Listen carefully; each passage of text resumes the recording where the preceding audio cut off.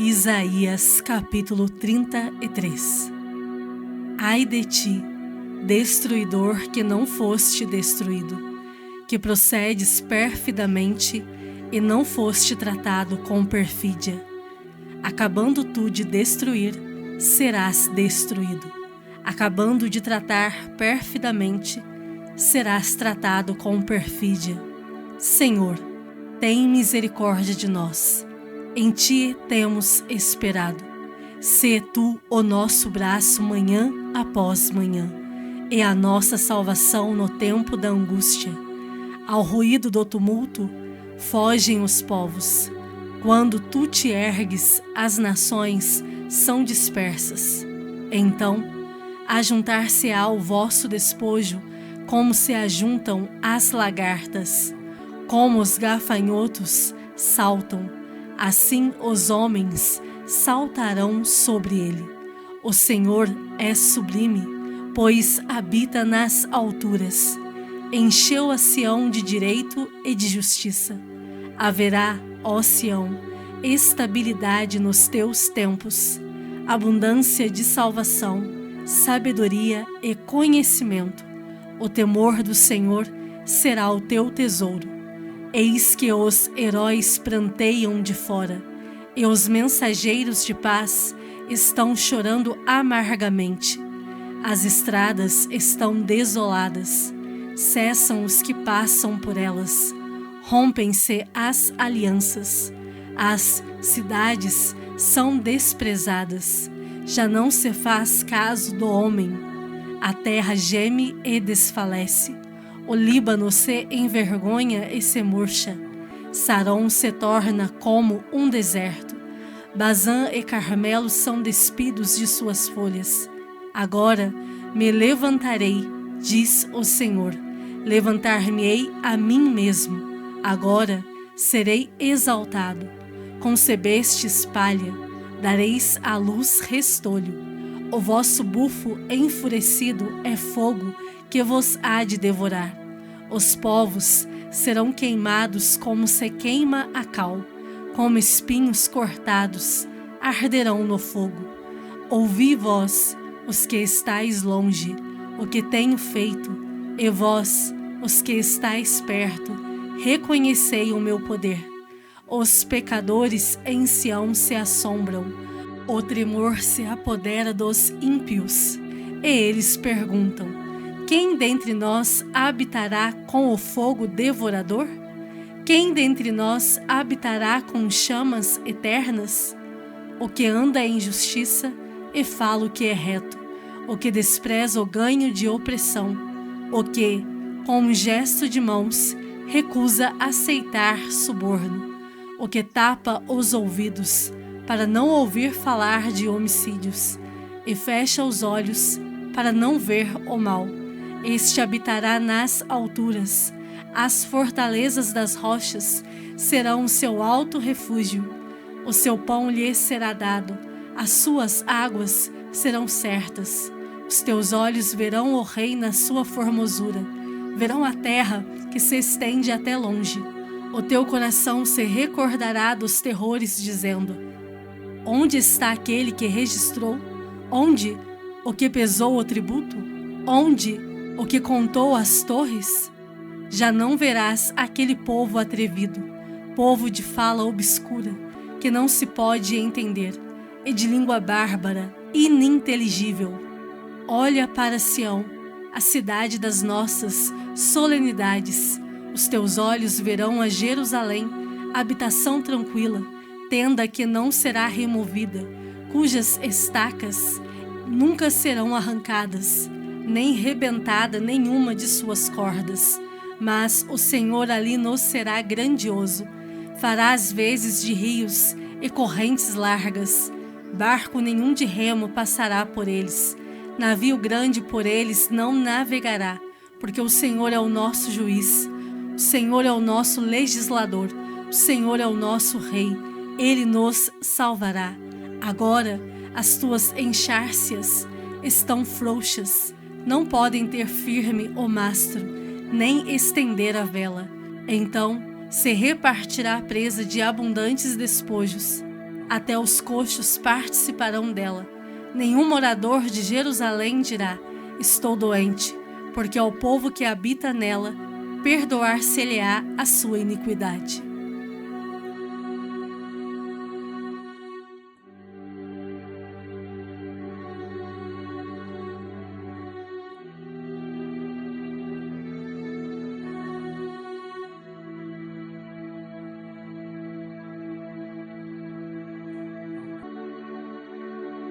Isaías capítulo 34.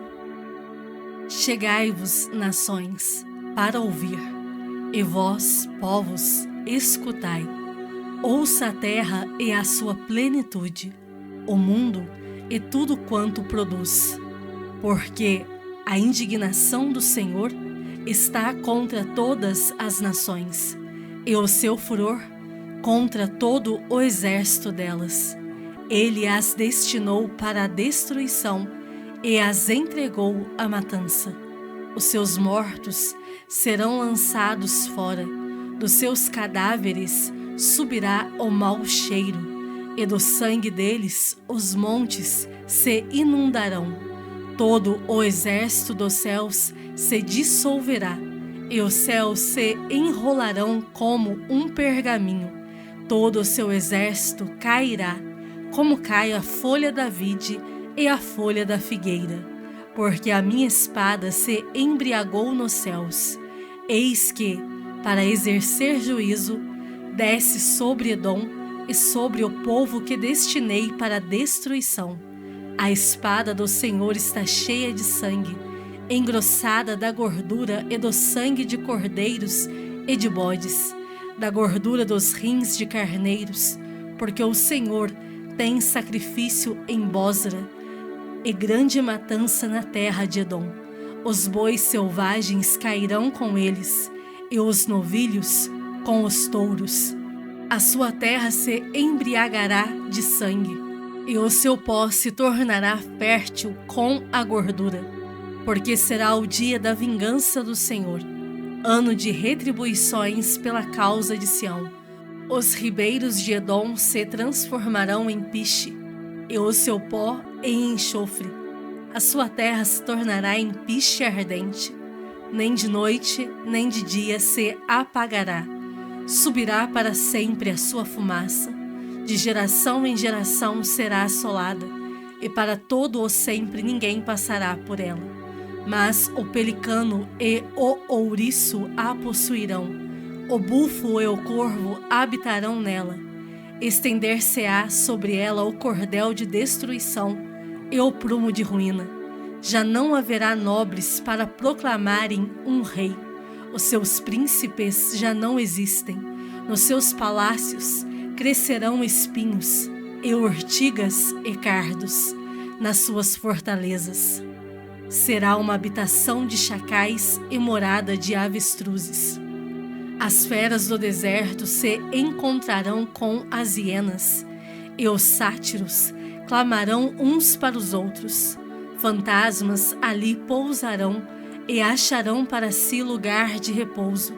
Aninhar-se-á ali a coruja, e porá os seus ovos, e os chocará, e na sombra abrigará os seus filhotes.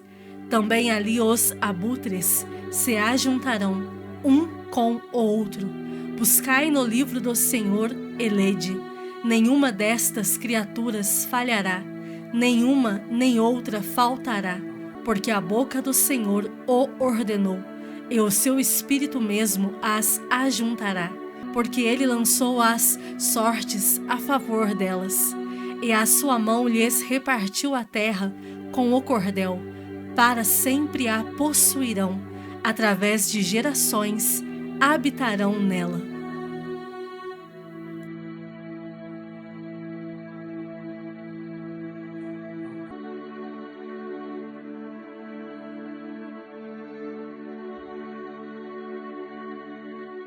Salmos de número 88. Ó Senhor, Deus da minha salvação, dia e noite clamo diante de ti. Chegue à tua presença a minha oração, inclina os ouvidos ao meu clamor. Pois a minha alma está farta de males, e a minha vida já se abeira da morte. Sou contado com os que baixam a cova, sou como um homem sem força, atirado entre os mortos, como os feridos de morte que jazem na sepultura, dos quais já não te lembras, são desamparados de tuas mãos. Puseste-me na mais profunda cova, nos lugares tenebrosos, nos abismos. Sobre mim pesa a tua ira, tu me abates com todas as tuas ondas. Apartaste de mim os meus conhecidos e me fizeste objeto de abominação para com eles. Estou preso e não vejo como sair. Os meus olhos desfalecem de aflição.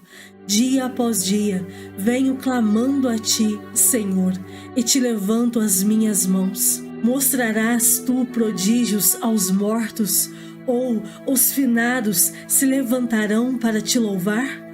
Será referida a tua bondade na sepultura? A tua fidelidade nos abismos? Acaso nas trevas se manifestam as tuas maravilhas? E a tua justiça na terra do esquecimento? Mas eu, Senhor, clamo a ti por socorro, e antemanhã já se antecipa diante de ti a minha oração. Por que rejeitas, Senhor, a minha alma e ocultas de mim o rosto? Ando aflito e prestes a expirar desde moço. Sob o peso dos teus terrores, estou desorientado. Por sobre mim passaram as tuas iras. Os teus terrores deram cabo de mim. Eles me rodeiam como água de contínuo. A um tempo me circundam. Para longe de mim afastaste amigo e companheiro. Os meus conhecidos são trevas.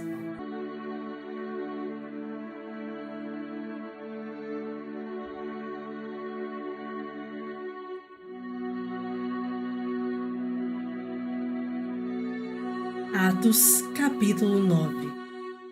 Saulo, respirando ainda ameaças e morte contra os discípulos do Senhor, dirigiu-se ao sumo sacerdote e lhe pediu cartas para as sinagogas de Damasco, a fim de que, caso achasse alguns que eram do caminho, assim homens como mulheres, os levasse presos para Jerusalém. Seguindo ele estrada fora, ao aproximar-se de Damasco, subitamente uma luz do céu brilhou ao seu redor. E, caindo por terra, ouviu uma voz que lhe dizia: Saulo, Saulo, por que me persegues? Ele perguntou: Quem és tu, Senhor? E a resposta foi: Eu sou Jesus, a quem tu persegues. Mas levanta-te e entra na cidade, onde te dirão o que te convém fazer. Os seus companheiros de viagem pararam emudecidos, ouvindo a voz, não vendo, contudo, ninguém. Então se levantou Saulo da terra e, abrindo os olhos, nada podia ver, e, guiando-o pela mão, levaram-no para Damasco. Esteve 3 dias sem ver, durante os quais nada comeu nem bebeu. Ora, havia em Damasco um discípulo chamado Ananias. Disse-lhe o Senhor numa visão: Ananias, ao que respondeu: Eis-me aqui, Senhor. Então o Senhor lhe ordenou: Dispõe-te e vai à rua que se chama Direita, e na casa de Judas procura por Saulo, apelidado de Tarso, pois ele está orando. E viu entrar um homem chamado Ananias e impor-lhe as mãos, para que recuperasse a vista. Ananias, porém, respondeu: Senhor, de muitos tenho ouvido a respeito desse homem, quantos males tem feito aos teus santos em Jerusalém, e para aqui trouxe autorização dos principais sacerdotes para prender a todos os que invocam o teu nome. Mas o Senhor lhe disse: Vai, porque este é para mim um instrumento escolhido para levar o meu nome perante os gentios e reis, bem como perante os filhos de Israel. Pois eu lhe mostrarei quanto lhe importa sofrer pelo meu nome. Então Ananias foi e, entrando na casa, impôs sobre ele as mãos, dizendo: Saulo, irmão, o Senhor me enviou, a saber, o próprio Jesus que te apareceu no caminho por onde vinhas, para que recuperes a vista e fiques cheio do Espírito Santo. Imediatamente lhe caíram dos olhos como que umas escamas, e tornou a ver. A seguir, levantou-se e foi batizado. E, depois de ter se alimentado, sentiu-se fortalecido. Então, permaneceu em Damasco alguns dias com os discípulos. E logo pregava nas sinagogas a Jesus, afirmando que este é o Filho de Deus. Ora, todos os que o ouviam estavam atônitos e diziam: Não é este o que exterminava em Jerusalém os que invocavam o nome de Jesus, e para aqui veio precisamente com o fim de os levar amarrados aos principais sacerdotes? Saulo, porém, mais e mais se fortalecia e confundia os judeus que moravam em Damasco, demonstrando que Jesus é o Cristo. Decorridos muitos dias, os judeus deliberaram entre si tirar-lhe a vida. Porém, o plano deles chegou ao conhecimento de Saulo. Dia e noite guardavam também as portas para o matarem, mas os seus discípulos tomaram-no de noite e, colocando-o num cesto, desceram-no pela muralha. Tendo chegado a Jerusalém, procurou juntar-se com os discípulos. Todos, porém, o temiam, não acreditando que ele fosse discípulo. Mas Barnabé, tomando-o consigo, levou-o aos apóstolos e contou-lhes como ele vira o Senhor no caminho e que este lhe falara, e como em Damasco pregara ousadamente em nome de Jesus. Estava com eles em Jerusalém, entrando e saindo, pregando ousadamente em nome do Senhor. Falava e discutia com os helenistas, mas eles procuravam tirar-lhe a vida. Tendo, porém, isto chegado ao conhecimento dos irmãos, levaram-no até Cesareia e dali o enviaram para Tarso. A igreja, na verdade, tinha paz por toda a Judéia, Galiléia e Samaria, edificando-se e caminhando no temor do Senhor e no conforto do Espírito Santo, crescia em número. Passando Pedro por toda a parte, desceu também aos santos que habitavam em Lida. Encontrou ali certo homem chamado Enéas, que havia 8 anos jazia de cama, pois era paralítico. Disse-lhe Pedro: Enéas, Jesus Cristo te cura. Levanta-te e arruma o teu leito.